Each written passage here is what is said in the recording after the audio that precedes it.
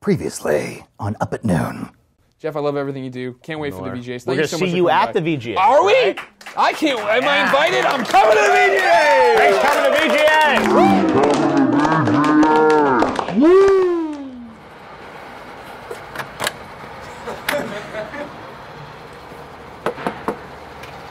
Gotta be a mistake, right?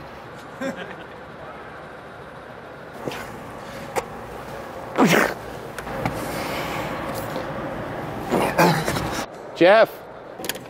Jeff! Jeff, you son of a bitch!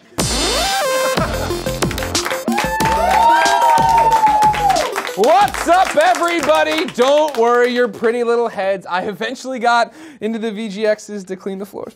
Are you ready for more laughs than most Pauly Shore movies? Brian Altano is unexpectedly back to talk about how rip-off blockbuster movies get made, and then you know his work from Metal Gear Solid. You will soon know him from Republique. Ryan Payton is here to talk about bringing a AAA game to the mobile space. But first, news you care about. The UK teenager that accidentally paid $750 for a picture of the Xbox One on eBay was refunded his $750 and awarded an Xbox One by a local retailer. Now that he has his money back, he plans to spend it on pictures of Xbox One games because he still doesn't understand how to eBay. Why reward stupidity? Thank you for watching the show. Amazing Spider-Man star Andrew Garfield says he might not be back for Amazing Spider-Man 4. It's too bad. I thought he'd stick around. Because he's Spider-Man. Sticking. The developer of the PlayStation 4 game The Order 1886 tweeted that the graphics in his game actually look better in the final version than they do in the trailer. Now, of course, that is what every developer says. All the time. IGN reports it to you, you believe it, and then you bite our faces off when we give the game a 7.0. So let's everybody chill the out until we play it and the PSA, all right? Slow down out there.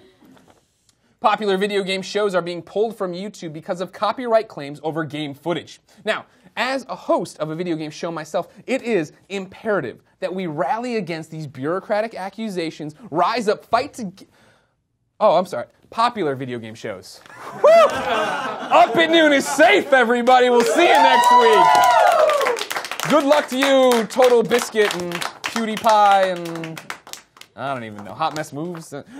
The Metal Gear Solid 5 Ground Zero box art has been revealed. And let me be the first to say, finally, some video game promotional marketing that features pictures of serious-looking guys with beards. I mean, wait a second, that sounds familiar. Where? I feel like I've seen it before.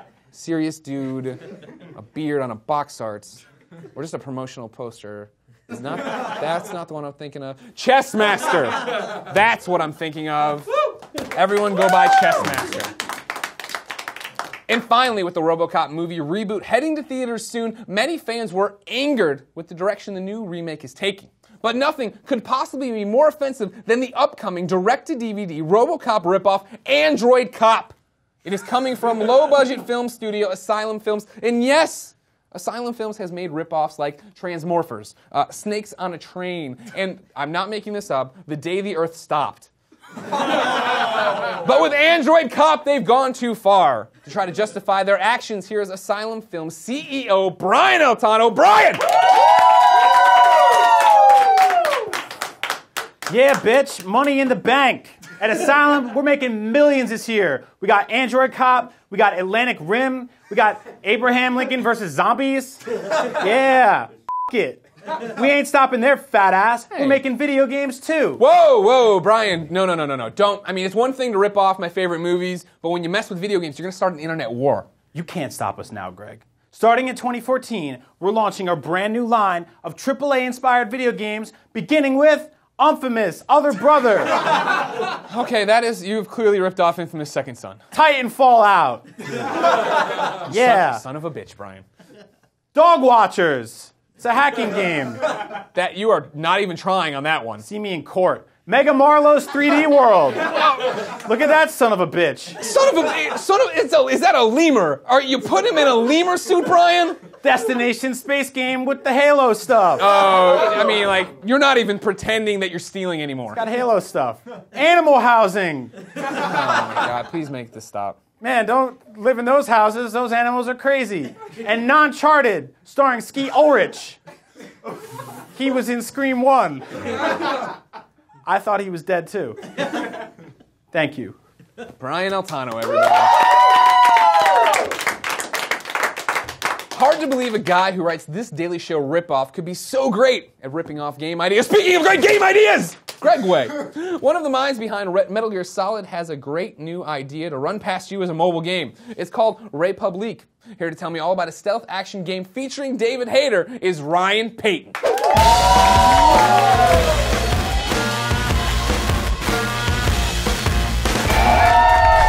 As I live and breathe, Ryan Payton, how are you? Greg Miller. It's a pleasure. It's a pleasure. You are stylish today, I'll tell you that right now. Well, Tycho from Penny Arcade says that my attire is hobo chic. Oh, okay. I think he's good. And I think that was a compliment. I'm not sure. See, I would have gone like grandmother chic. Grandmother like, chic? You got like the quilting going up, and then you got the little pocket square. My grandmother, I was expecting maybe grandfather, but maybe you're getting a different vibe. Yeah. Well, just off the sweater. Okay. Just off, off the sweater. Maybe your grandfather wore it, my grandmother wore it, who knows? We don't know. They just passed it around at their sweater parties. Exactly. Whoever got it, got their it. holiday sweater party. Yeah, this is really nice, by the way. Thank you. Grew it myself. Oh, Made the ornaments too. You're just such a connoisseur. They call me the internet's Martha Stewart, so living up to it the best I can here. Very good. Let's talk about your game. First off, how the do I pronounce it? You're putting Q's and U's in this thing. Is it Republic? It's Republique. Okay. If I'm doing PR in like Montreal. Okay. Well, you're not. I'm not. So maybe Republic. All right. You know, it's kind of like Resident Evil. If you're talking to the team in Japan, you call it Biohazard. Sure. It's like however you want to call it. But in our game world, the headmaster is one of our main antagonists. He calls it Republique. Republique. Yeah. Okay, that's good. All right, that's all the questions. No, I'm kidding. That was fun. Tell everyone about it. Of course, we're going to get to your interesting career. You've been all over the place, but now you're working on this game, this mobile game. So I'm assuming it's microtransactions, a lot of. No, okay. No, it's not puzzle based. It's not a game for babies. Really, I mean, you said you were going to talk about my background later, but I think it's relevant in the sense that like I had the great privilege. Interview yourself. Yeah. It's cool. So Ryan, where'd you start? Well, I started my career in Konami in Tokyo, working on Metal Gear Solid 4, and that was awesome. I was there for 3 years. How crazy is Kojima?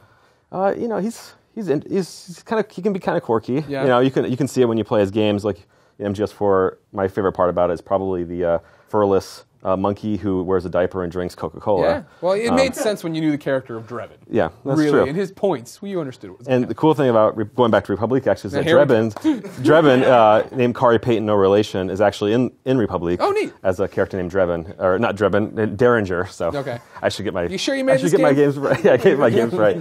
But stealth action background. Then I worked on Halo 4. And then I left and I decided to do our own game for our studio named Camouflage. And I wanted to do basically, I have this traumatic experience of working on Metal Gear Solid 4 every single day, no breaks, for 3 years straight. Damn, taking it back home to my family in the Seattle area. It's like check out this game. It's cool. And they said, yeah, it looks like a movie. And so like half an hour into it, they finally get to play. Yeah. And then I hand my father the controller and he's, my brother's yelling. I'm like, go crouch. What button? The X button. Where's the X button? He's like looking under the couch and everything. And it's just so hard for people who aren't hardcore gamers to wrap their heads around a 17-button controller. Sure. Right? I mean, even really good players have a hard time with Metal Gear. I watch them play. It's really hard to watch people play Metal Gear. So what I want to do is to do what kind of what Infinity Blade was doing and kind of more console quality stuff on mobile, on iPhones and iPads. And I wanted to take the 17-button experience and then distill it down to one touch. And it's taken 2 years to actually kind of figure it out. Okay, but you figured it out now. As of like 3 weeks ago, I say we'd figured it out. Wow, all right, well, good. When's your game coming out? The game's coming out on December 19th. Whew, Thursday. You figured it out coming down to the wire, Very, didn't you? very much. So, you know what's funny, on the App Store, December 19th is the most competitive day of the year because that's the week leading up to Christmas. Right. And then there's like 15 million iPads and iPhones getting Sure, activated on Christmas Day. And so everybody's jockeying for that position. And a lot of games I think they're like submitted in like October, November, and they hold them until the 19th because it's the most lucrative week out of the year. Well, we're not thinking that way. This is literally... You're doing your homework on the bus to school. I think we submitted... Yeah, I mean, we're still kind of tweaking it. This is literally the earliest we could actually ship this game is December 19th. So. Okay. To pull off the experience you're going for, a AAA experience on a mobile device, right? Like, how hard was that? I mean, we were making jokes that, we got it done 3 weeks ago, but I mean, like, did it start from the very beginning of design phase of like, I want to tell this stealth action game and I want it to play like this, but I don't know how to make games. I don't know if you know this about me. Well, kind of dumb. But you know a lot about games. Well, let's not get ahead of ourselves. Okay. How does this experience begin for you as someone who was working on Metal Gear, who was working on Halo 4? So, first of all, as you're assuming, like making video games is very hard, but it's even harder if you don't have anything to start from, right? So for Metal Gear Solid 4, I didn't have to like think about where do we get like the stealth patrols, and these systems are already built, right? And like we're just building off of things that were created 20 years ago with MGS1. And then Halo was the same thing. We had the engine. We're building off of what Bungie had created, and that was a great privilege as well. So now we're starting literally from scratch. Thankfully, we're using Unity, which is a really great engine for mobile games and also for console games. Now it's everywhere, and it's a really good tool set. So we weren't starting from scratch, but like nobody had paved the way for us to figure out how to do a stealth action game 3D. With the way that we're doing cameras and AI. So actually, like Hope, who's our main protagonist, all you have to do is really tap on any cover and she will go to the proper side of cover based on her AI, because we didn't want to do the virtual joystick thing, which is like the biggest sin in my book when it comes to mobile games, and nobody likes it. So why do it? So players hack different surveillance cameras. You get a different angle on things. You send her into cover. You send her to go attack a guard or steal from a guard. And again, it's all just like one touch. And I'm not exaggerating, it took 2 years to figure out. So was that terrifying to start from a completely blank slate and I'm going to build something? Yeah, and then, I don't have any money left. Like all my Microsoft stock's gone, my mortgage, my life savings, my retirement, everything. Like, so it's terrifying to go out on your own and doing your own thing. And you have like people not only like reporting to me like they used to at Microsoft, but their livelihood is dependent on this job. Right. Too. It's just for somebody like me who's like, early 30s, it's been pretty traumatic. You did the bait and switch on them, right? You told them they're going to be okay. Come work on this game. Everything's going to be okay. And then you're like, I don't know what I'm doing. No, I freely admit it, and I think they appreciate that. And everybody's saying the same thing. So it is kind of like a crazy place. We don't know. We just put it in front of people. What's actually kind of cool about this project is that I always say like designers like figure out which button they want, like to do the jump button, or like we'll set reload to square or whatever. But for us, what we ended up doing was we just watched how people would play, and then we support that. Because there's always like this pre-established notion of what gestures you're supposed to use. So it's totally backwards. It's like, how would you have Hope attack this guy? Yeah. Right? And then we just watch them do it. They do the gesture, and we're like, okay, I guess that's how she's going to. Are they all getting credits as programmers? And like our credits are, we have like a 5-minute long credit sequence, So. How big is Camouflage? Camouflage, we have like 24, 25 guys now. Okay, cool. You know them all by name?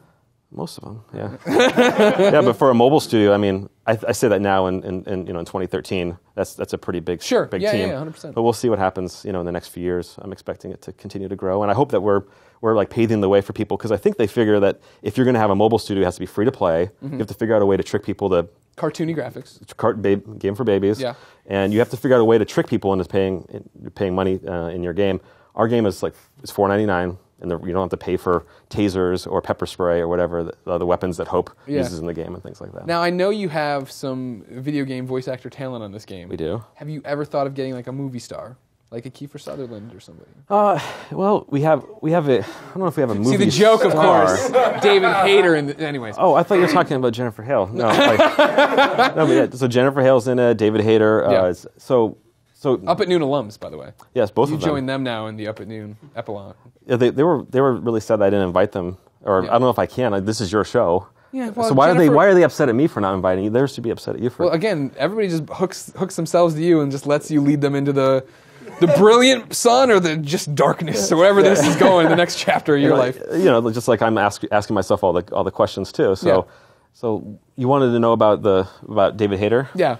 Formerly Solid Snake. I guess I can answer that. So, the cool thing about having your own studio is that you can make all these stupid decisions. Like, you are selling this one. You have David Hayter and Jennifer Hale, especially. But so lots of Metal Gear fans out there, right? Yeah. I'm assuming. Yeah, oh, And a lot of people are excited to play Republique because David Hayter's in it, but he's kind of hidden in the game. He's not like headlining. He's not like an opening cinematic. He's like character, the dead drops, right? You're finding his exactly. recordings. He's kind of like the Goldstein character from 1984. He's a counter-revolutionary living within like the walls. He's trying to take back what the guys were fighting for, and yeah, you can play the whole game. A lot of our playtesters go through the whole game and they don't encounter these tapes that his character has left behind. And his character is also dead. So spoilers. Okay. You know, and so yeah, so he's a guy who's killed in the line of duty, and he's left these tapes. And what we did was we recorded. We recorded the game at Formosa, which is one of the most the pristine voiceover booths in all of like Los Angeles, and that's where like Last of Us was recorded.